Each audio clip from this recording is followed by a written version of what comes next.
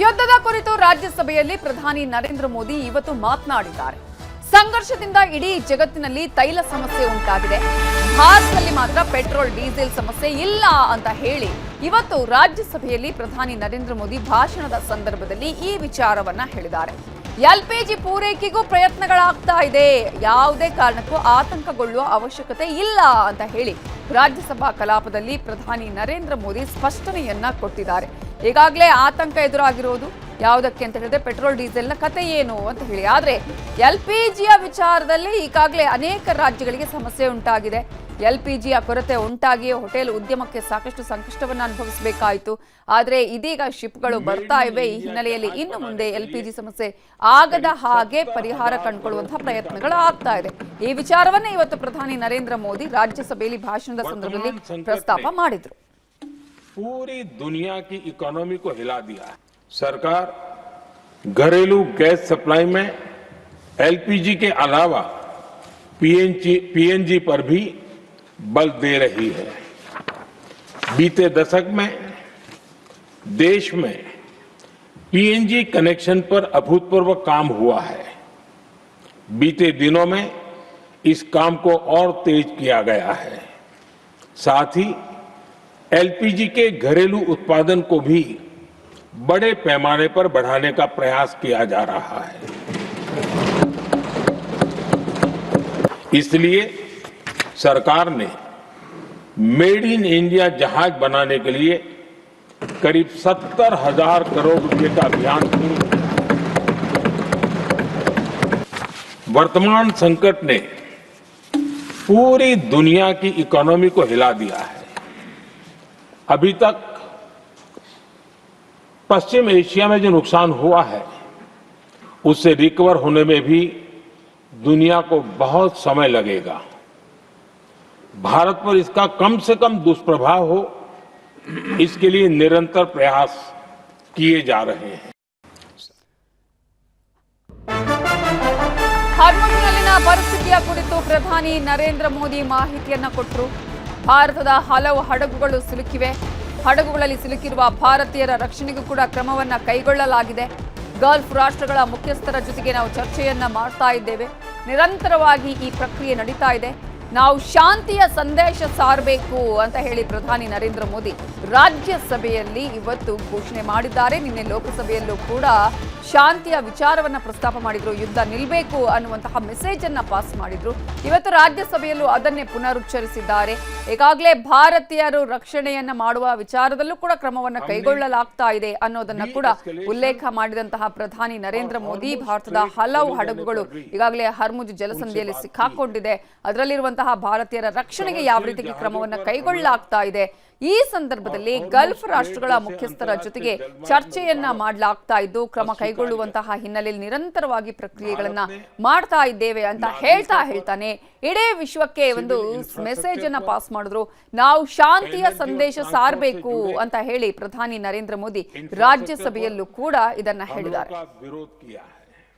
युद्ध की शुरुआत के बाद से मैंने पश्चिम एशिया के ज्यादातर देशों के राष्ट्राध्यक्षों के साथ 2 राउंड फोन पर बात की है। हम गल्फ के सभी देशों के साथ लगातार संपर्क में हैं। हम ईरान, इजराइल और अमेरिका के साथ भी संपर्क में हैं। हमारा लक्ष्य डायलॉग और डिप्लोमेसी के माध्यम से क्षेत्र में शांति की बहाली का है। हमने डी एस्केलेशन और हॉर्मुज स्ट्रेट खोले जाने पर भी उनसे बात की है। कमर्शियल जहाजों पर हमला और हॉर्मुज स्ट्रेट जैसे अंतर्राष्ट्रीय जलमार्ग में रुकावट अस्वीकार्य है। भारत ने नागरिकों पर, सिविल इंफ्रास्ट्रक्चर पर, एनर्जी और ट्रांसपोर्ट से जुड़े इंफ्रास्ट्रक्चर पर हमलों का विरोध किया है। युद्ध ಬೆಳಗಾವಿಯಲ್ಲಿ ಪೆಟ್ರೋಲ್ ಡೀಸೆಲ್ ಸಿಗಲ್ಲ ಅನ್ನುವಂತಹ ವದಂತಿಯ ಹಿನ್ನೆಲೆಯಲ್ಲಿ ಬಿಸಿಲನ್ನು ಲೆಕ್ಕಿಸದೆ ಸರದಿ ಸಾಲಲ್ಲಿ ಜನ ನಿಂತಿದ್ದಾರೆ ಪೆಟ್ರೋಲ್ ಡೀಸೆಲ್ಗಾಗಿ. ಪೆಟ್ರೋಲ್ನ ಹಾಕಿಸ್ಕೋಬೇಕು ವೆಹಿಕಲ್ಗೆ, ಮತ್ತೆ ಸಿಗುತ್ತಾ ಇಲ್ವೋ ಅನ್ನುವಂತಹ ಒಂದು ಆತಂಕದಿಂದಾನೇ ಬೆಳಗಾವಿಯಲ್ಲಿ ಜನ ಸಾಲುಗಟ್ಟಿ ನಿಂತು ವೇಟ್ ಮಾಡಿ ಇದೀಗ ಪೆಟ್ರೋಲ್ ಡೀಸೆಲ್ ಹಾಕಿಸ್ತಾ ಇದ್ದಾರೆ. ಈಗಾಗಲೇ ಸರದಿ ಸಾಲಲ್ಲಿ ನಿಂತ ಇರುವಂತಹ ದೃಶ್ಯಗಳು ಕೂಡ ಕಾಣಿಸ್ತಾ ಇದೆ. ಉಲ್ಲಂಘನೆ, ಗ್ರಾಹಕರ ನಡುವೆ ಗಲಾಟೆ ಆಗಿದೆ. ಹೆಲ್ಮೆಟ್ನಿಂದ ಪರಸ್ಪರ ಹೊಡೆದಾಡ್ಕೊಂಡಿದ್ದಾರೆ ಗ್ರಾಹಕರು. ಮಧ್ಯ ಪ್ರವೇಶ ಮಾಡಿ ಪೊಲೀಸರು ಜಗಳವನ್ನ ಬಿಡಿಸಿದ್ದಾರೆ. ಈಗ ಸ್ಥಳದಲ್ಲಿ ಮೊಕ್ಕಾಂ ಹೂಡಿದ್ದಾರೆ ಎಪಿಎಂಸಿ ಪೊಲೀಸರು.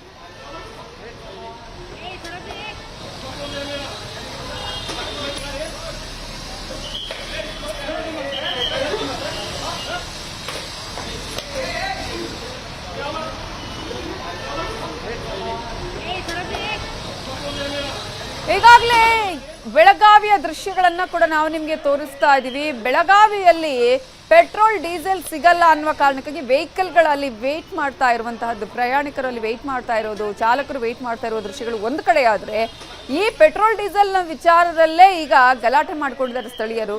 ಅವರಿಬ್ಬರ ನಡುವೆ ಗಲಾಟೆ ಆಗಿರೋದು. ಆ ನಂತರ ಈಗ ಅವರನ್ನ ಸಮಾಧಾನ ಪಡಿಸಿದ್ರು ಪೊಲೀಸರು. ಇದೀಗ ಸ್ಥಳದಲ್ಲೇ ಮೊಕ್ಕಾಂ ಹೂಡಿದ್ದಾರೆ.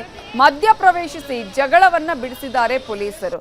ಈಗ ದೃಶ್ಯಗಳಲ್ಲೂ ಕೂಡ ನಾವು ನಿಮಗೆ ತೋರಿಸ್ತಾ ಇದ್ದೀವಿ ಎಷ್ಟರ ಮಟ್ಟಿಗೆ ಪೆಟ್ರೋಲ್ ಡೀಸೆಲ್ ಸಿಗಲ್ಲ ಅನ್ನುವಂತಹ ವದಂತಿ ಎಫೆಕ್ಟ್ಗೆ ಕಾರಣ ಆಗ್ತಾ ಇದೆ ಅನ್ನೋದು. ಅನೇಕ ಕಡೆಗಳಲ್ಲಿ ಈ ರೀತಿಯ ಪರಿಸ್ಥಿತಿ ಇದೆ ನೋಡಿ. ಸಾಲುಗಟ್ಟಿ ವೆಹಿಕಲ್ಗಳು, ನಿಮಗೆ ನಾವು 2 ವೀಲರ್ ವೆಹಿಕಲ್ಗಳ ದೃಶ್ಯಗಳನ್ನ ತೋರಿಸ್ತಾ ಇದ್ದೀವಿ ನೋಡಿ.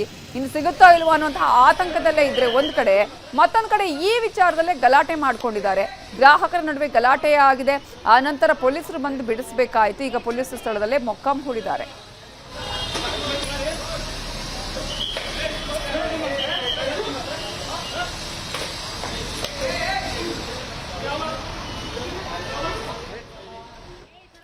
ಬೆಳಗಾವಿಯಲ್ಲಿ ಪೆಟ್ರೋಲ್ ಡೀಸೆಲ್ಗೆ ಪರದಾಟ. ಪೆಟ್ರೋಲ್ ಬಂಕ್ ಮುಂಭಾಗದಲ್ಲಿ ನೋ ಸ್ಟಾಕ್ ಬೋರ್ಡ್ ಅನ್ನ ಹಾಕಲಾಗಿದೆ. ಭಾರತ್ ಪೆಟ್ರೋಲ್ ಬಂಕ್ ಬಂದ್ ಆಗಿದ್ದು ಪೆಟ್ರೋಲ್ ಡೀಸೆಲ್ ಇಲ್ಲದೆ ಈಗ ಬಂಕ್ ಕೂಡ ಬಂದ್ ಮಾಡಲಾಗಿದೆ. ಪೆಟ್ರೋಲ್ ಡೀಸೆಲ್ ಸಿಗದೆ ಜನ ಪರದಾಟವನ್ನ ಅನುಭವಿಸ್ತಾ ಇದ್ದಾರೆ. ಒಂದ್ ಕಡೆ ಪೆಟ್ರೋಲ್ ಡೀಸೆಲ್ ಸಿಗಲ್ಲ ಅನ್ನುವಂತಹ ವದಂತಿಯ ಹಿನ್ನೆಲೆಯಲ್ಲಿ ಸಾಲುಗಟ್ಟಿ ವೆಹಿಕಲ್ಗಳು ನಿಂತಾ ಇದ್ರೆ, ಮತ್ತೊಂದು ಕಡೆ ಬಂಕ್ಗಳಲ್ಲಿ ನಿಜವಾಗ್ಲೂ ಕೂಡ ಪೆಟ್ರೋಲ್ ಡೀಸೆಲ್ ಇಲ್ಲ. ಬಂಕ್ಗಳನ್ನೇ ಕ್ಲೋಸ್ ಮಾಡಿದ್ದಾರೆ. ನೋ ಸ್ಟಾಕ್ ಬೋರ್ಡ್ ಅನ್ನ ಹಾಕಿದ್ದಾರೆ ಈಗ. ಹಾಗಾಗಿ ಜನ ಸಾಹಸವನ್ನ ಪಡ್ತಾ ಇದ್ದಾರೆ ಪೆಟ್ರೋಲ್ ಡೀಸೆಲ್ ಪಡ್ಕೊಳ್ಳೋದಿಕ್ಕೆ. 1 ಅವರ್ ಆಯ್ತು ಈಗ, ಅವಾಗಿಂದ ವೇಟ್ ಮಾಡಕೈತಿ. ಎಲ್ಲೂ ಪೆಟ್ರೋಲ್ ಸಿಗ್ತಾ ಇಲ್ಲ ಬೆಳಗಾಂದಲ್ಲಿ. ಈ ಥರ ಆದರೆ ಕೆಲಸಕ್ಕೆ ಹೋಗೋದು ಹೆಂಗು, ಯಾವ ಥರ ಏನು ಮಾಡೋದು? ಇನ್ನೇನು ಮನೆಯಲ್ಲೇ ಕುಂಡುವಂಥ ಪರಿಸ್ಥಿತಿ ಬರ್ಬೋದು ಆಂಬಲ್ ಅನಿಸುತ್ತೆ. ಯಾಕೋ ಈ ಥರ ರಶ್ಯಾಗಳು ಎಲ್ಲ ನಿನ್ನೆ ಮಣ್ಣಿಂದ ಸ್ವಲ್ಪ ಎಲ್ಲ ಆ ಕಡೆ ಈ ಕಡೆ ಪೆಟ್ರೋಲ್ ಪಂಪ್ ಸಿಗ್ತಾಯಿತ್ತು. ಈಗ ನೋಡಿದ್ರೆ 1 ಅವರ್ ಆದರೂ ನಂಬರು ಕ್ಯೂದಲ್ಲಿ ನಿಂತ್ಬಿಟ್ಟು ಹಚ್ಬೇಕು. ಅದು ಒಂದೊಂದು ಪೆಟ್ರೋಲ್ ಪಂಪಲ್ಲಿ ಇದೆ, ಒಂದೊಂದು ಪೆಟ್ರೋಲ್ ಪಂಪಲ್ಲಿ ಇಲ್ಲ. ಈ ಥರ ಆಗಿಬಿಟ್ರೆ ಕೆಲಸ ಬಿಟ್ಟು ಮನೇಲಿ ಕೊಡಬೇಕಾಗತ್ತೆ. ಯಾವುದು ಈ ವಾರ ನಿರ್ದಿಂದ ಸಮಸ್ಯೆಗಳು ಭಾಳ ಅಂದರೆ ತುಂಬ ಸಮಸ್ಯೆ ಆಗ್ಬೋದು ಅಂತ ಅನಿಸ್ತದೆ. ಇವಾಗಲೇ ಸ್ಟಾರ್ಟ್ ಆಗಿದೆ ಅನಿಸುತ್ತೆ ನಮಗೆ. ಸರ್ಕಾರ ಏನು ಇದನ್ನೆಲ್ಲ ಆದಷ್ಟು ಮಟ್ಟಿಗೆ ಜಲ್ದಿ ಇದನ್ನು ಕ್ಲಿಯರ್ ಮಾಡ್ಬೇಕಂತ ಒಂದು ವಿಚಾರ ಇರುತ್ತೆ. ಪೆಟ್ರೋಲ್ ಲೈಕ್ ನೈಟ್ ಇಂತ್ರನೇ ಎಲ್ಲರೂ ಕ್ಯೂ ಹಚ್ಚಿ ಪೆಟ್ರೋಲ್ ತಗೊಂಡ್ ಹೋಗತ್ತಾರ. ಎಲ್ಲಿ ಪೆಟ್ರೋಲ್ ಸಿಗತ್ತಿಲ್ಲ. ಯಾವ ಪೆಟ್ರೋಲ್ ಬಂಕ್ ಹೋದ್ರು ಫುಲ್ ಕ್ಯೂ ಇರ್ತೈತಿ ಎಲ್ಲ ಕಡೆ. ಈಗ ನಮ್ ಬೆಳಿಗ್ಗೆ ಹಿಂಗ್ ಆಫೀಸಿಗೆ ಹೋಗೋರಿಗೆಲ್ಲ ಭಾಳ ಪ್ರಾಬ್ಲಮ್ ಆಗತೈತಿ. ಎಲ್ಲಿ ಪೆಟ್ರೋಲ್ ಸಿಗತ್ತಿಲ್ಲ. ಲೈಕ್ ಫುಲ್ ಕ್ಯೂ ನೈಟ್ ಎಲ್ಲ ಹಚ್ಚಿನೂ ವಾಪಸ್ ಹೋಗ್ಬೇಕಾದ್ರೂ ಫುಲ್ ಕ್ಯೂ ಇರ್ತೈತಿ. ಬೆಳಿಗ್ಗೆ ಬರ್ಬೇಕಾದ್ರೂ ಕ್ಯೂ ಇರ್ತೈತಿ. ಮತ್ ಕೆಲವೊಂದ್ ಕಡೆ ಪೆಟ್ರೋಲೇ ಇಲ್ಲ ಅನ್ನಕತ್ತಾರ. ಹಿಂಗಾಗಿ ನಮಗೆ ಆಫೀಸಿಗೆ ಹೋಗೋರಿಗೆ ಭಾಳ ಪ್ರಾಬ್ಲಮ್ ಆಗತ್ತೆ. ಒಂದೊಂದ್ ಕಡೆ ಅಷ್ಟೇ ಪವರ್ ಪೆಟ್ರೋಲ್ ಹಾಕ್ತಾರ, ಅದು ಕಮ್ಮಿ ಐತಿ. ಬಟ್ ಎಲ್ಲಿನೂ ಪೆಟ್ರೋಲ್ ಸಿಗತ್ತೇ ಇಲ್ಲ. ಎಲ್ಲ ಪೆಟ್ರೋಲ್ ಬಂಕ್ದಾಗೂ ಹಿಂಗೆ ಹೇಳತ್ತ. ಇದು ಗೌರ್ಮೆಂಟ್. ಇದೇ ವಿಚಾರಕ್ಕೆ ಸಂಬಂಧಪಟ್ಟಾಗ ಇನ್ನಷ್ಟು ಡೀಟೇಲ್ಸ್ ಕೊಡೋದಕ್ಕೆ ನಮ್ಮ ರಿಪೋರ್ಟರ್ ಚಂದ್ರಕಾಂತ್ ಸುಗಂಧಿ ಫೋನ್ ಸಂಪರ್ಕದಲ್ಲಿ ಜಾಯ್ನ್ ಆಗಿದ್ದಾರೆ. ಚಂದ್ರಕಾಂತ್ ಸುಗಂಧಿ, ಗ್ಯಾಸ್ ಸಮಸ್ಯೆ ಆಯ್ತು, ಈಗ ಪೆಟ್ರೋಲ್ ಡೀಸೆಲ್ಗೂ ಕೂಡ ಅಲ್ಲಿ ಆತಂಕ ಎದುರಾಗಿದೆಯಾ? ಬಂಕ್ಗಳಲ್ಲಿ ಸಿಗ್ತಾ ಇಲ್ವಾ ಪೆಟ್ರೋಲ್ ಡೀಸೆಲ್? ಜನ ವದಂತಿಯಿಂದ ಬಂದಿರೋದಾ ಅಥವಾ ನಿಜವಾಗ್ಲೂ ಕೂಡ ಅಲ್ಲಿ ಪೆಟ್ರೋಲ್ ಡೀಸೆಲ್ ಸಿಗ್ತಾ ಇಲ್ವಾ? ಯಾಕೆ ಹೊಡೆದಾಡ್ಕೊಳ್ತಾ ಇದ್ದಾರೆ ಗ್ರಾಹಕರು? ನೈತಾಜ ನಿನ್ನೆ ಸಂಜೆಯಿಂದಲೂ ಕೂಡ ಬೆಳಗಾವಿ ನಗರದಾದ್ಯಂತ ಒಂದು ವದಂತಿ ಹರಡಿದೆ. ಪೆಟ್ರೋಲ್ ಇನ್ನು 3-4 ದಿನಗಳ ಬಳಿಕ ಸಿಗಲ್ಲ ಅಂತಕ್ಕಂಥ ವದಂತಿ. ಈ ವದಂತಿ ಹಿನ್ನೆಲೆಯಲ್ಲಿ ರಾತ್ರಿ ಇಡೀ ಪೆಟ್ರೋಲ್ ಬಂಕ್ಗಳ ಮುಂದೆ ಜನ ಜಮಾಯಿಸಿಕೊಂಡಿದ್ದಾರೆ. ಈ ಮೊದಲು 100-200 ರೂಪಾಯಿ 500 ರೂಪಾಯಿ ಹಾಕಿರುವಂತ ಗ್ರಾಹಕರು ಈಗ ಇಡೀ ತಮ್ಮ ಟ್ಯಾಂಕ್ ಅನ್ನ ಭರ್ತಿ ಮಾಡ್ತಾ ಇದ್ದಾರೆ. ಮತ್ತೊಂದು ಕಡೆ ಏನು ಮನೆಯಲ್ಲಿದ್ದಂತಹ ಪ್ಲಾಸ್ಟಿಕ್ ಬಾಟ್ಲ್ಗಳಲ್ಲೂ ಕೂಡ ಪೆಟ್ರೋಲ್ ಅನ್ನು ಸ್ಟಾಕ್ ಮಾಡ್ತಾರೆ. ಹೀಗಾಗಿ ಕೃತಕ ಸಮಸ್ಯೆ ಉದ್ಭವಿಸಿರ್ತಕ್ಕಂಥದ್ದು. ಅನೇಕ ಪೆಟ್ರೋಲ್ ಬಂಕ್ಗಳು ಬೆಳಗ್ಗೆ ಅಷ್ಟೊತ್ತಲ್ಲೇ ಖಾಲಿಯಾಗಿವೆ. ಹೀಗಾಗಿ ಜನ ಮತ್ತಷ್ಟು ಪ್ಯಾನಿಕ್ ಆಗಿರ್ತಕ್ಕಂಥದ್ದು. ಆದ್ರೆ ಈಗ ಬೆಳಗಾವಿ ಜಿಲ್ಲಾಧಿಕಾರಿ ಮೊಹಮ್ಮದ್ ರೋಷನ್ ಮತ್ತೆ ನಗರ ಪೊಲೀಸ್ ಆಯುಕ್ತ ಭೂಷಣ್ ಗೋರ್ಸೆ ಈ ಕುರಿತಂತೆ ಒಂದು ಸುದ್ದಿಗೋಷ್ಠಿಯನ್ನು ನಡೆಸಿ ಯಾರೂ ಕೂಡ ಆತಂಕಕ್ಕೆ ಪಡುವಂತಹ ಅಗತ್ಯ ಇಲ್ಲ. ಬೆಳಗಾವಿ ಜಿಲ್ಲೆಯಲ್ಲಿ ಗ್ಯಾಸ್ ಆಗಿರ್ಬೋದು, ಹಾಗೇನೆ ಈ ಪೆಟ್ರೋಲ್ ಬಗ್ಗೆ ಯಾವುದೇ ರೀತಿ ಸಮಸ್ಯೆ ಇಲ್ಲ ಅಂತ ಒಂದು ಸ್ಪಷ್ಟನೆಯನ್ನು ಕೂಡ ಕೊಟ್ಟಿದ್ದಾರೆ. ಇಷ್ಟಾದ್ರೂ ಕೂಡ ಇನ್ನು ಅನೇಕ ಪೆಟ್ರೋಲ್ ಬಂಕ್ಗಳಲ್ಲಿ ಮುಂದೆ ಪೆಟ್ರೋಲ್ ಮುಂದೆ ಗ್ರಾಹಕರು ಬಂದು ನಿಲ್ತಾ ಇದ್ರೆ, ಗ್ರಾಹಕರು ಏನು ಹೊಡೆದಾಡುವ ಹಂತಕ್ಕೂ ಕೂಡ ತಲುಪಿರ್ತಕ್ಕಂಥದ್ದು. ಬೆಳಗಾವಿಯ ರಾಮದೇವ್ ಪೆಟ್ರೋಲ್ ಬಂಕ್ ಆಗಿರ್ಬೋದು ಮತ್ತು ಅಜಮ್ ನಗರ ಪೆಟ್ರೋಲ್ ಬಂಕ್ ಬಳಿಯಲ್ಲಿ 2 ಗಲಾಟೆಗಳು ನಡೆದಿವೆ. ಏನು ಪೆಟ್ರೋಲ್ ಹಾಕಕ್ಕೆ ಬಂದಂತಹ ಗ್ರಾಹಕರು ಕ್ಯೂ ಸಂಬಂಧಪಟ್ಟಂತೆ ಹೆಲ್ಮೆಟ್ ನಿಂದ ಹೊಡೆದಾಡಿಕೊಂಡಂತಹ ಘಟನೆಗಳು ಕೂಡ ನಡೆದಿರ್ತಕ್ಕಂಥದ್ದು. ಇದು ಬೆಳಗಾವಿ ಅಷ್ಟೇ ಅಲ್ಲದೆ ರಾಜ್ಯದ ಅನೇಕ ಕಡೆಗಳಲ್ಲೂ ಕೂಡ ಈಗ ಈ ರೀತಿ ಏನು ಆತಂಕ ಸೃಷ್ಟಿ ಆಗ್ತಕ್ಕಂಥದ್ದು. ಈಗಾಗಲೇ ಏನು ಯುದ್ಧಕ್ಕೆ ಅಲ್ಪ ವಿರಾಮ ಬಿದ್ದರೂ ಕೂಡ ಏನು ವಾಟ್ಸಪ್ಗಳಲ್ಲಿ ಈ ರೀತಿಯ ವದಂತಿಯನ್ನ ಹರಡಿಸಲಾಗ್ತಾ ಇದೆ. ವದಂತಿ ಹರಡಿಸೋರ ವಿರುದ್ಧವೂ ಕೂಡ ನಾವು ಕ್ರಮ ಕೈಗೊಳ್ತೀವಿ ಅಂತೇಳಿ ಬೆಳಗಾವಿ ಜಿಲ್ಲಾಧಿಕಾರಿಗಳು ಸದ್ಯ ಸ್ಪಷ್ಟನೆಯನ್ನ ನೀಡಿದ್ದಾರೆ. ನವಿತಾ ಜೈನ್. ಚಂದ್ರಕಾಂತ್, ಈಗ ಅವೇರ್ನೆಸ್ ಮೂಡಿದ್ರು ಕೂಡ ಜನರು ಇನ್ನೂ ಕೂಡ ಅದೇ ರೀತಿಯಾಗಿ ಯಾವ ಪೆಟ್ರೋಲ್ ಬಂಕ್ಗಳಲ್ಲಿ ಪೆಟ್ರೋಲ್ ಡೀಸೆಲ್ ಸಿಗ್ತಿದೆ ಅದನ್ನ ಆ ರೀತಿಯಾಗಿ ತುಂಬಿಸ್ಕೊಳ್ಳುವ ಪ್ರಯತ್ನ ಮಾಡ್ತಿದ್ದಾರಾ? ಅಟ್ಲೀಸ್ಟ್ ಈಗಾದ್ರೂ ಸ್ವಲ್ಪ ಕಡಿಮೆ ಆಗಿದೆಯಾ? ನವಿತಾ ಜೈನ್, ನಿನ್ನೆ ರಾತ್ರಿ ಸುಮಾರು 9 ಗಂಟೆ ನಂತರದಲ್ಲಿ ಈ ಒಂದು ಅಂದ್ರೆ ಈ ರೀತಿ ಆತಂಕಗಳು ಆರಂಭವಾಗಿರ್ತಕ್ಕಂಥ. ನಿನ್ನೆ ರಾತ್ರಿ 9 ಗಂಟೆಯಿಂದ ಇದುವರೆಗೂ ಕೂಡ ನಿಂತಿಲ್ಲ. ಯಾಕಂದ್ರೆ ಏನು ಇದ್ದಂತ ಪೆಟ್ರೋಲ್ ಎಲ್ಲವೂ ಕೂಡ ಖಾಲಿ ಆಗುವಂತಕ್ಕೆ ಕೂಡ ಗ್ರಾಹಕರು ಏನು ಪೆಟ್ರೋಲ್ ಬಂಕ್ಗಳ ಮೇಲೆ ಬಂದು ನಿಲ್ಲುವಂತ ಪ್ರಕ್ರಿಯೆಗಳು ಮುಗಿದಿಲ್ಲ. ಈಗ ಏನು ಜಿಲ್ಲಾಧಿಕಾರಿಗಳು ಒಂದ್ ಕಡೆ ಸ್ಪಷ್ಟನೆ ಕೊಟ್ರೆ, ಮತ್ತೊಂದು ಕಡೆ ಪೆಟ್ರೋಲ್ ಬಂಕ್ಗಳ ಮುಂದೆ ಕೂಡ ಇನ್ನೂ ಕೆಲ ಜನ ಇದ್ದಾರೆ. ಮತ್ತು 1 ಗಂಟೆಗೆ ಅಂದ್ರೆ ಪ್ರಮುಖವಾಗಿ ಇಡೀ ಉತ್ತರ ಕರ್ನಾಟಕಕ್ಕೆ ಇಂಡಿಯನ್ ಆಯಿಲ್ ಸಪ್ಲೈ ಮಾಡುವಂತಹ ಮುಖ್ಯ ಏಜೆನ್ಸಿ ಇರ್ತಕ್ಕಂಥದ್ದು ಬೆಳಗಾವಿಯ ದೇಸೂರು ಡಿಪೋದಿಂದಲೇ ಒಂದು ಪೆಟ್ರೋಲ್ ಸಪ್ಲೈ ಆಗುತ್ತೆ. ಇಷ್ಟಾದ್ರೂ ಕೂಡ ಇಲ್ಲಿ ಆತಂಕ ಇರ್ತಕ್ಕಂಥದ್ದು. ನವಿತಾ ಜೈನ್. Thank you Chandrakant ಡೀಟೇಲ್ಸ್ಗೆ.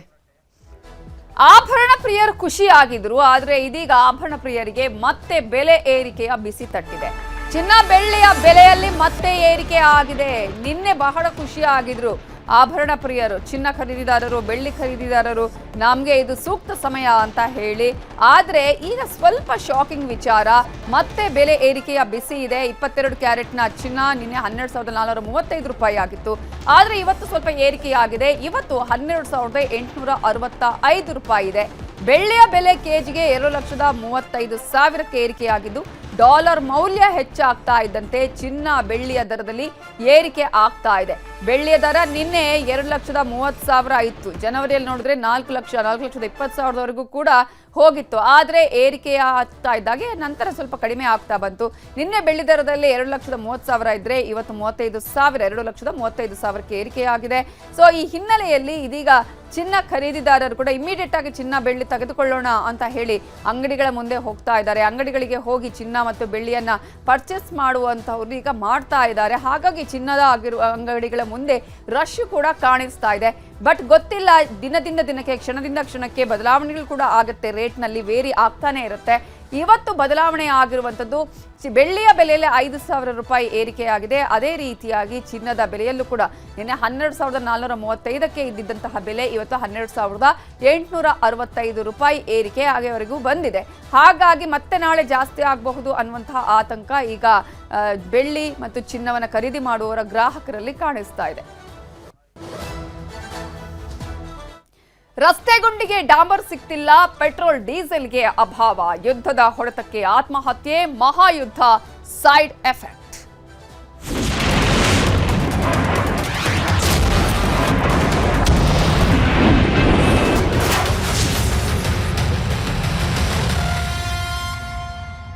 ಅಮೆರಿಕದ ಜೊತೆಯ ಮಾತುಕತೆಗೆ ಇರಾನ್ ಈಗ ಫೈನಲಿ ಒಪ್ಪಿಗೆಯನ್ನ ಕೊಟ್ಟಿದೆ. ಟ್ರಂಪ್ ಜೊತೆ ಮಾತುಕತೆಗೆ ಮುಜ್ತಬಾ ಖಮೇನಿ ಒಪ್ಪಿಗೆಯನ್ನ ಕೊಟ್ಟಿದ್ದಾರೆ.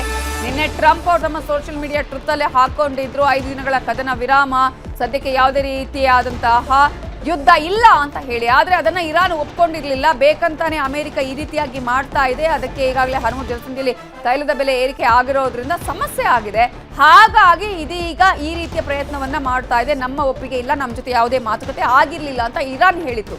ಬಟ್ ಇದೀಗ ಕೊಲ್ಲಿ ರಾಷ್ಟ್ರಗಳ ಯುದ್ಧ ಶಮನಗೊಳಿಸುವಂತಹ ಯತ್ನ ಸಕ್ಸಸ್ ಆದ ಹಾಗೆ ಕಾಣಿಸ್ತಾ ಇದೆ. ಟ್ರಂಪ್ ಷರತ್ತುಗಳಿಗೆ ಓಕೆ ಅಂತಾರ ಖಮೇನಿ ಅನ್ನೋದು ಒಂದು ಪ್ರಶ್ನೆ. ಆದ್ರೆ ಸಾವಿರಾರು ನೌಕಾಪಡೆ ಜಮಾವಣೆಗೆ ಇರಾನ್ ಹೆದರುತ್ತಾ ಅನ್ನುವಂತಹ ಒಂದಷ್ಟು ಪ್ರಶ್ನೆ ಕೂಡ ಇಲ್ಲಿ ಇದೆ. ಈಗ ಒಂದು ಹಂತದಲ್ಲಿ ಅಧಿಕಾರಿಗಳು ಚರ್ಚೆಯನ್ನ ಮಾಡಿದ್ದಾರೆ. ವೈಟ್ ಹೌಸ್ ಹಾಗೆಯೇ ಟೆಹರಾನ್ ನಡುವೆ ಮಾತುಕತೆ ನಡೆದಿದೆ.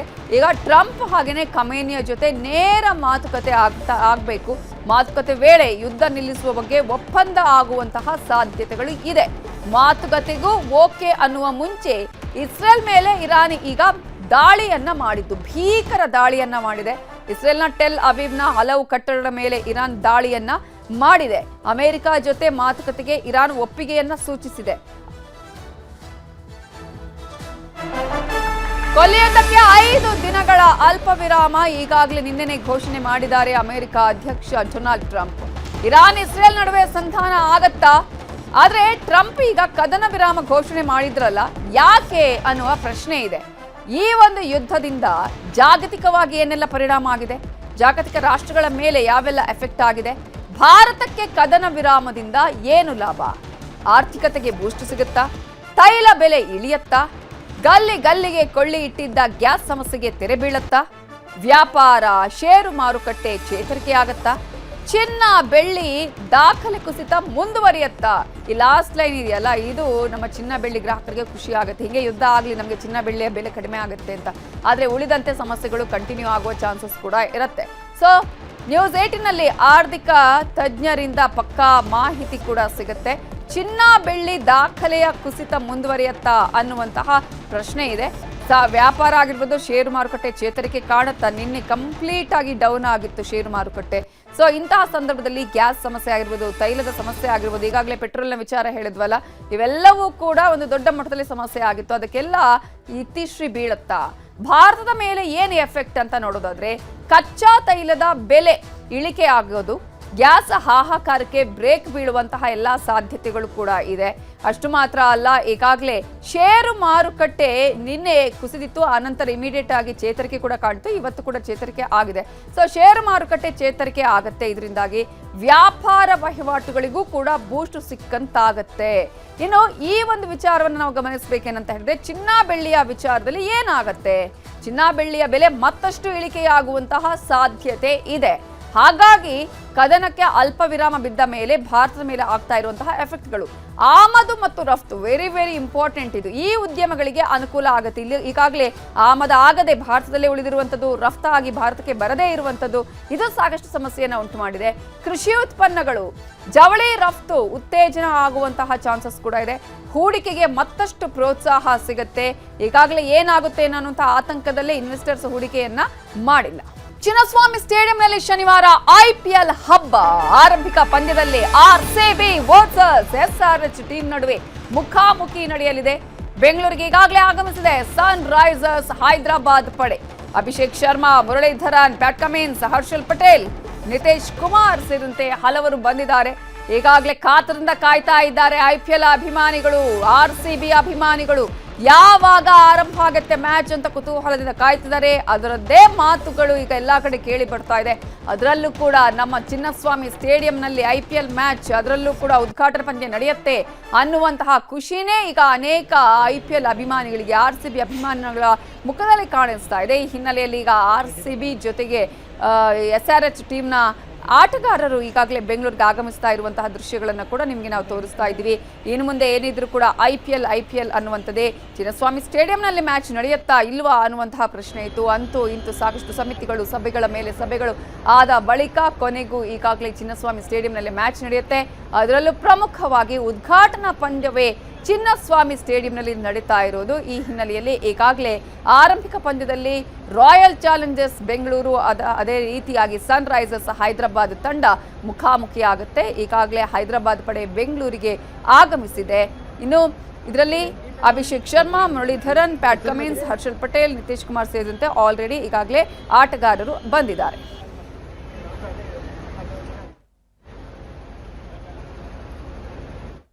ಕಾಡಿನ ಮಧ್ಯೆ ಬೆಂಕಿ ಹಚ್ಚಿ ವ್ಯಕ್ತಿಯ ಕೊಲೆ ಮಾಡಿರುವ ಶಂಕೆ ವ್ಯಕ್ತವಾಗಿದೆ. ಕಾರಿಗೆ ಬೆಂಕಿ ಬಿದ್ದು ಸುಟ್ಟು ಕರಕಲಾಗಿದೆ ಶವ. ಮಾಜಿ ಶಾಸಕ ಬಾಬುರಾವ್ ಪುತ್ರ ರಾಜು ಸಾವನ್ನಪ್ಪಿದ್ದು, ಇಲ್ಲಿ ಕಾಡಿನ ಮಧ್ಯೆ ಬೆಂಕಿ ಹಚ್ಚಿ ವ್ಯಕ್ತಿಯನ್ನು ಕೊಲೆ ಮಾಡಿದ್ದಾರೆ ಅನ್ನುವ ಅನುಮಾನ ಇದೆ. ಇದನ್ನ ಕೊಲೆ ಮಾಡಿರೋದು, ಇದು ಆಕಸ್ಮಿಕವಾಗಿ ಆದ ಘಟನೆ ಅಲ್ಲ ಅನ್ನುವಂತಹ ಸಂಶಯ ಇದೆ. ಕಾರಿಗೆ ಬೆಂಕಿ ಬಿದ್ದು ಸುಟ್ಟು ಕರಕಲಾಗಿದೆ ಶವ. ಮಾಜಿ ಶಾಸಕ ಬಾಬುರಾವ್ ಅವರ ಪುತ್ರ ರಾಜು, ಬೈಲಹೊಂಗಲ ಕ್ಷೇತ್ರದ ಮಾಜಿ ಶಾಸಕ ಬಾಬುರಾವ್, ಬೈಲಹೊಂಗಲದ ಉಡುಕೇರಿ ಗ್ರಾಮದ ರಾಜು ಬೋಳ ಶೆಟ್ಟಿ ಇದೀಗ ಈ ರೀತಿಯಾಗಿ ಸಾವನ್ನಪ್ಪಿದ್ದಾರೆ. ಇದು ಕೊಲೆನಾ ಅಥವಾ ಆತ್ಮಹತ್ಯೆನಾ ಅನ್ನೋ ಅನುಮಾನ ಇದೆ. ಅದೇ ಕಾರಣಕ್ಕಾಗಿ ಪೊಲೀಸರು ತನಿಖೆಯನ್ನು ಆಲ್ರೆಡಿ ಕೈಗೊಂಡಿದ್ದಾರೆ. ರಾಮಾಪುರದ ರೈಲ್ವೆ ಟ್ರ್ಯಾಕ್ ಪಕ್ಕದ ಅರಣ್ಯ ಪ್ರದೇಶದಲ್ಲಿ ಸುಟ್ಟು ಹೋಗಿದೆ ಕಾರು, ಕರಕಲಾಗಿ ಹೋಗಿದೆ. ಕಾರಿನೊಳಗೆ ಶವ ಪತ್ತೆಯಾಗಿದೆ. ಸ್ಥಳಕ್ಕೆ ಧಾರವಾಡದ ಗ್ರಾಮೀಣ ಪೊಲೀಸರು ಭೇಟಿ ಕೊಟ್ಟು ತನಿಖೆಯನ್ನ ಮಾಡ್ತಾ ಇದ್ದಾರೆ. ಆಕಸ್ಮಿಕವಾಗಿ ನಡೆದಿರೋದು ಅಥವಾ ಇದು ಯಾರಾದರೂ ಕೊಲೆ ಮಾಡಿರೋದು ಅನ್ನುವಂತಹ ಒಂದು ಅನುಮಾನ ಕೂಡ ಇದೆ, ಅಥವಾ ಈ ಒಂದು ವಿಚಾರದಲ್ಲಿ ಆತ್ಮಹತ್ಯೆನಾ ಅನ್ನುವಂತಹ ಅನುಮಾನ ಕೂಡ ಇದೆ.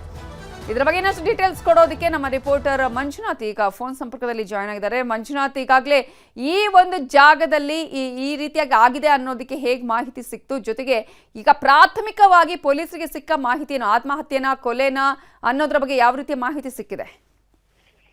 ಹೌದು ನೌಕಾಜನ್, ಈಗಾಗಲೇ ಬೈಲಹೊಂಗಲದ ಮಾಜಿ ಶಾಸಕರಾದಂತಹ ಬಾಬುರಾವ್ ಬೋಳ್ಶೆಟ್ಟಿ ಅವರ ಮಗ ಕಾರಿನಲ್ಲಿ ಸುಟ್ಟು ಕರಕಲಾಗಿರುವ ಈಗ ಪತ್ತೆಯಾಗಿರುವ ಮೂಲಕ ಈಗಾಗಲೇ ಕೂಡ ಒಂದ್ ಕಡೆಯಿಂದ ಕೊಲೆ ಮಾಡಿರೋ ಸಂಖ್ಯೆ ಕೂಡ ವ್ಯಕ್ತ ಆಗ್ತಾ ಇದೆ. ಯಾಕಂತಂದ್ರೆ ಈಗಾಗಲೇ ಬೈಲಹೊಂಗಲದ ಉಡಿಕೇರಿ ಗ್ರಾಮದ ನಿವಾಸಿಯಾಗಿರುವಂತ ಏನು ಇವರು ಇಲ್ಲಿ ದಟ್ಟವಾದ ಕಾಡು, ಯಾಕಂತಂದ್ರೆ ಧಾರವಾಡ ತಾಲೂಕಿನ ಗಡಿಭಾಗದಲ್ಲಿ ಕಾಡಿನ ಅಂಚಿನಲ್ಲಿರುವಂತಹ ರಾಮಾಪುರ್ ಗ್ರಾಮದ ಹೊರವಲಯದಲ್ಲಿ ಈ ಒಂದು ಘಟನೆ ನಡೆದಿದೆ ಅಂತ ಹೇಳ್ಬೋದು. ಜಮೀನಿಗೆ ಬಂದಂತ ರೈತರು ಬೆಳಗಿನ ಜಾವ ಈ ಕಾರು ಸುಟ್ಟು ಕರಕಲಾದಂತ ನೋಡಿದಂತ ರೈತರು ಸ್ಥಳೀಯ ಪೊಲೀಸರಿಗೆ ಮಾಹಿತಿಯನ್ನ ನೀಡ್ತಾರೆ. ಮಾಹಿತಿ ಪಡೆದಂತ ಪೊಲೀಸರು ಸ್ಥಳಕ್ಕೆ ಬಂದಾಗಲೇ ಗೊತ್ತಾಗಿದ್ದು ಇಲ್ಲೊಂದು ಕಾರಿನಲ್ಲಿ ಒಬ್ಬರ ವ್ಯಕ್ತಿಯನ್ನ ಸುಟ್ಟಿರೋದು. ಆಮೇಲೆ ತನಿಖೆಯನ್ನ ಗ್ರಾಮೀಣ ಪೊಲೀಸರು ಕೈಗೊಂಡಿದ್ದಾರೆ. ಆದ್ರೆ ನಿರ್ಜನ ಪ್ರದೇಶ ಇರೋದ್ರಿಂದ ಏಕಾಏಕಿ ಕಾರನ್ನ ತೆಗೆದುಕೊಂಡು ಬಂದು ಇಲ್ಲಿ ಸುಟ್ಟಿದ್ದು ಕೂಡ ಒಂದ್ ಕಡೆ ಅನುಮಾನ ವ್ಯಕ್ತವಾಗಿದ್ದು ಪೊಲೀಸರು ಕೂಡ ತನಿಖೆಯನ್ನ ಕೈಗೊಂಡಿದ್ದಾರೆ ಅಂತ ಹೇಳ್ಬೋದು. ಅಂದ್ರೆ ಏನಾದ್ರು ಎಷ್ಟು ದಿನದಿಂದ ಕಾಣೆ ಆಗಿದ್ರು, ಕಾಣಿಸ್ತಾ ಇಲ್ಲ, ಆ ರೀತಿಯಾಗಿ ಏನಾದ್ರು ಇತ್ತಾ? ಹೇಗೆ ಏನಾದ್ರು ಕಂಪ್ಲೇಂಟ್ ಮೊದಲೇ ರಿಜಿಸ್ಟರ್ ಆಗಿತ್ತಾ ಈ ವಿಚಾರದಲ್ಲಿ?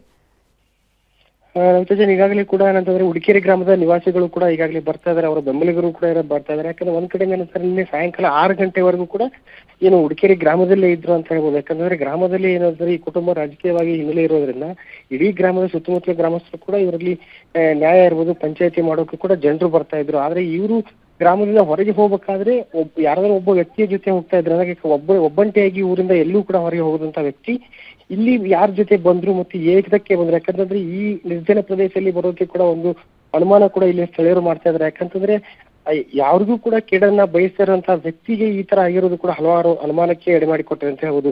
ಆಯ್ತಾ, ಅಂದ್ರೆ ಏನಾದ್ರೂ ಸಾಲ ಇದ್ದಿದ್ದು ಅಥವಾ ಬೇರೆ ಏನಾದ್ರೂ ದ್ವೇಷ ಇದ್ದಿದ್ದು, ಆತ್ಮಹತ್ಯೆ ಮಾಡ್ಕೊಳ್ಳಿಕ್ಕೆ ಸಂಬಂಧಪಟ್ಟ ಹಾಗೆ ಏನಾದ್ರೂ ಕಾರಣಗಳು ಏನಾದ್ರೂ ಇತ್ತಾ, ಅಥವಾ ಯಾರ ತರದ ಏನಾದ್ರೂ ಹಂಚಿಕೊಂಡಿದ್ರಂತ ಅವರ ಆಪ್ತರ ಜೊತೆಗೆ ಅಂತ? ಈಗಾಗಲೇ ಕೂಡ ರಾಜಕೀಯ ಕುಟುಂಬ ಹಿನ್ನೆಲೆ ಇರೋದ್ರಿಂದ ಒಂದ್ ಕಡೆ ತಾವು ಹೇಳಿರೋ ಹಂಗೆ ಸಾಲ ಇರ್ಬೋದು, ಜೊತೆಗೇನಂತಂದ್ರೆ ಇನ್ನೊಂದು ರೀತಿಯ ವಿಚಾರ ಮಾಡಿದಾಗ ಯಾರೋ ವ್ಯಕ್ತಿಗಳ ಒಂದು ವ್ಯವಹಾರ ಇರ್ಬೋದು ಅಥವಾ ಸಂಬಂಧಪಟ್ಟಂತೆ ಬೇರೆ ಏನಾದ್ರು ಗಲಾಟೆಯಲ್ಲಿ ಇದೊಂದು ಘಟನೆ ನಡೆದಿರ್ಬೋದು ಕೂಡ ಎಂಬ ಪೊಲೀಸರು ಕೂಡ ತನಿಖೆಯನ್ನ ಕೈಗೆತ್ತಿಕೊಂಡಿದ್ದಾರೆ. ಈಗಾಗಲೇ ಕೂಡ ಮಾಜಿ ಶಾಸಕರ ಮಗ ಆಗಿರೋದ್ರಿಂದ ಹಲವಾರು ಆಯಾಮಗಳಲ್ಲಿ ಪೊಲೀಸರು ಕೂಡ ಇದನ್ನ ತನಿಖೆ ಮಾಡ್ತಾ ಇದ್ದಾರೆ. ಆದ್ರೆ ಇಲ್ಲಿರುವ ಸಿಚುವೇಶನ್ ಅನ್ನ ನೋಡಿದ್ರೆ ದಟ್ಟವಾದ ಅರಣ್ಯದ ಅಂಚಿನಲ್ಲಿ ಈ ಘಟನೆ ನಡೆದಿರೋದು ಕೂಡ ಒಂದ್ ಕಡೆ ಏನಂತಂದ್ರೆ ಇಂಥ ಪ್ರದೇಶಕ್ಕೆ ಬಾರದೇ ಇರುವಂತ ವ್ಯಕ್ತಿ ಏಕಾಏಕಿ ವೆಗನರ್ ಕಾರ್ನಲ್ಲಿ ಬಂದು ಈ ರೀತಿಯಾಗಿ ಪ್ರಕರಣ ಕಂಡು ಬರೋದು ಕೂಡ ಹಲವಾರು ಅನುಮಾನಕ್ಕೆ ಎಡೆಮಾಡಿಕೊಟ್ಟಿದೆ. ಈ ವಿಚಾರವಾಗಿ ಗ್ರಾಮೀಣ ಪೊಲೀಸರು ಕೂಡ ಕೈಗೆತ್ತಿಕೊಂಡು SP ಆದಂತ ಗುಂಜನ್ ಆರ್ಯ ಕೂಡ ಏನಂತಂದ್ರೆ ಈ ವಿಚಾರ ಪ್ರಕರಣಕ್ಕೆ ತನಿಖೆನ ಕೈಗೆತ್ತಿಕೊಂಡಿದ್ದಾರೆ. ರಾತ್ರಿಯ ವೇಳೆಗೆ ಆಗಿರುವ ಹಾಗೆ ಕಾಣಿಸ್ತಾ ಇದೆಯಾ ಇಲ್ಲಿ? ಹೇಗೆ? ಹೌದು ಅಂತ ಇದ್ದಾರೆ. ಈ ಘಟನೆ ನೋಡಿದಾಗ ಈಗಾಗಲೇ ರಾತ್ರಿ 10 ರಿಂದ 12 ಗಂಟೆ ಒಳಗೆ ಸುಮಾರಿಗೆ ಘಟನೆ ನಡೆದಿದೆ ಅಂತ ಹೇಳ್ಬೋದು. ಯಾಕಂತಂದ್ರೆ 6 ರಿಂದ 7 ಗಂಟೆವರೆಗೂ ಕೂಡ ಸುತ್ತಮುತ್ತಲ ಈ ಘಟನಾ ಸ್ಥಳದಿಂದ ಅಲ್ಪ ದೂರದಲ್ಲಿ ಕೂಡ ಜಮೀನುಗಳಿವೆ. ಅಲ್ಲಿ ಜಮೀನುಗಳು ಕೂಡ ರೈತರು ಕೂಡ ಇರ್ತಾರೆ. ಆ ರೈತರು ಕೂಡ ಇಲ್ಲಿ ಸ್ಥಳಕ್ಕೆ ಬಂದಂತ ರೈತರು ಕೂಡ ಹೇಳಿರೋ ಮಾತಂದ್ರೆ 6:30-7 ಗಂಟೆ ಮಟ್ಟ ನಾವು ಜಮೀನಲ್ಲಿ ಇದ್ವಿ, ಜಮೀನು ಮುಗಿಸ್ಕೊಂಡು ಹೋಗುವಂತ ಸಂದರ್ಭದಲ್ಲಿ ಯಾರು ಇದ್ದಿದ್ದಿಲ್ಲ.